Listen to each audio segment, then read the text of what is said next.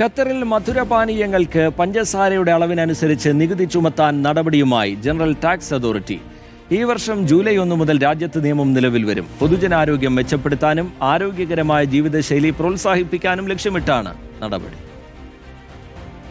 നിലവിലുള്ള എക്സൈസ് നിയമത്തിൽ മാറ്റം വരുത്തിക്കൊണ്ടാണ് ഖത്തറിലെ മധുരപാനീയങ്ങളുടെ നികുതി ഘടന പരിഷ്കരിക്കുന്നത്. പുതിയ ഉത്തരവ് പ്രകാരം പാനീയങ്ങളിൽ അടങ്ങിയിരിക്കുന്ന പഞ്ചസാരയുടെ അളവിനനുസരിച്ച് നികുതിയും കൂടും.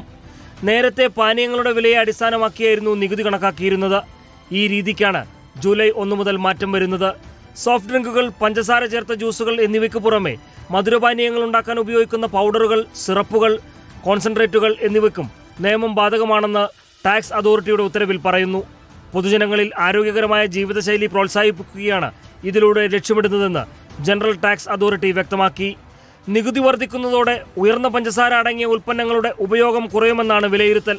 പ്രമേഹം ഉൾപ്പെടെയുള്ള ജീവിതശൈലി രോഗങ്ങളിൽ നിന്ന് ജനങ്ങളെ സംരക്ഷിക്കാൻ ഇതിലൂടെ കഴിയുമെന്നും അധികൃതർ കണക്കുകൂട്ടുന്നു.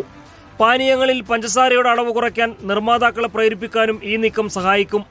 നിയമം നടപ്പിലാക്കുന്നതിനു മുമ്പ് രാജ്യത്തെ വ്യാപാര സ്ഥാപനങ്ങൾക്കും ഉൽപ്പന്ന നിർമ്മാതാക്കൾക്കും പുതിയ നടപടിയുമായി പൊരുത്തപ്പെടാനും ആവശ്യമായ മാറ്റങ്ങൾ വരുത്താനും 3 മാസത്തെ സമയവും അനുവദിച്ചിട്ടുണ്ട്.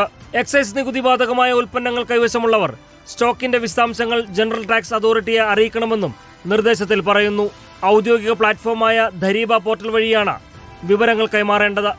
നികുതി പട്ടികയിൽ പുതിയ ഉൽപ്പന്നങ്ങൾ ഉൾപ്പെടുത്തുമ്പോഴും ഓൺലൈനായി വിവരങ്ങൾ അപ്ലോഡ് ചെയ്യേണ്ടതുണ്ട്. Reporter, Doha.